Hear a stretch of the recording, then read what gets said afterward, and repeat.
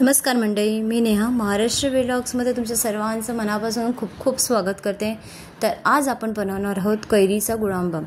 तर गुळांबा बनवण्यासाठी मी एक तोतापुरी कैरी इथे घेतलेली आहे। तर ह्या कैरीचं साधारण वजन अर्धा किलोच्या वजनाची ही कैरी भरलेली आहे। तर आता मी या कैरीला चांगलं स्वच्छ पाण्याने धुवून घेतलेलं आहे आणि कोरड्या कॉटनच्या कपड्याने त्याला पुसून घेतलेलं आहे। आणि आपल्याला कैरी किसायला जे पण आपण साहित्य इथे वापरणार आहोत ते कोरडंच घ्यायचं आहे।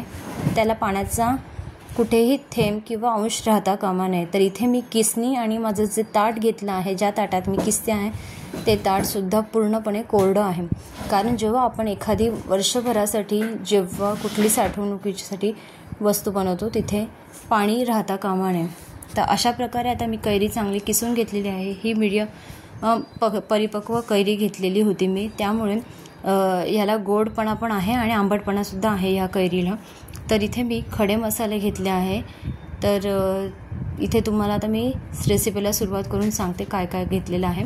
तर जाडबुडाची कढई मी गॅसवर तापायला ठेवली आहे। 2 चमचे तूप मी त्याच्यामध्ये टाकलं आहे। दालचिनीचा 1 तुकडा, 2 लवंग आणि 2 वेलचीचे तुकडे असे मी याच्यामध्ये चांगले परतून घेणार आहे मिनिटभर।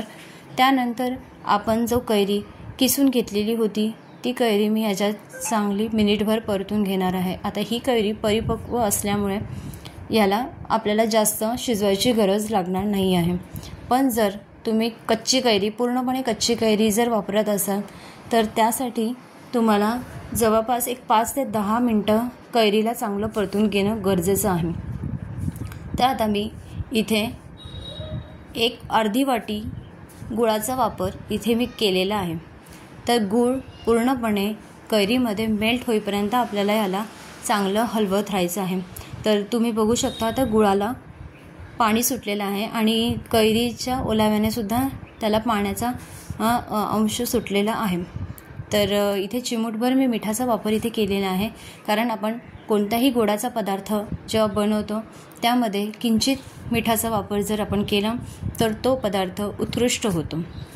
तर अशाच प्रकारे आता अजून मी 1-2 मिनटं परतवून घेतल्यानंतर तुम्ही बघू शकता कन्सिस्टन्सी अशा प्रकारे गुळांब्याला आलेली आहे। तर सर्वात शेवटी मी इथे वेलचीची पूड टाकून गॅस आता बंद करून घेणार आहे आणि हे जे मिश्रण आहे हे गार करायला घेणार आहे। तर आता हे सर्व मिश्रण माझं गार झालेलं आहे। तर आपल्याला हे एका एअरटाईट कंटेनरमध्ये किंवा तुमच्याकडे काचेची बरणी असेल तर त्यामध्ये आपल्याला हा गुळांबा वर्षभरासाठी स्टोअर करून ठेवायचा आहे। तर इथे मी माझा जो गुळांबा आहे हा थोडाच प्रमाणात केला होता, तर तो मी तुम्हाला दाखवायला अशा प्रकारे ठेवणार आहे। तर ही रेसिपी कशी वाटली ते कमेंट करून सांगा आणि अशा प्रकारे नक्की करून बघा गुळांबा।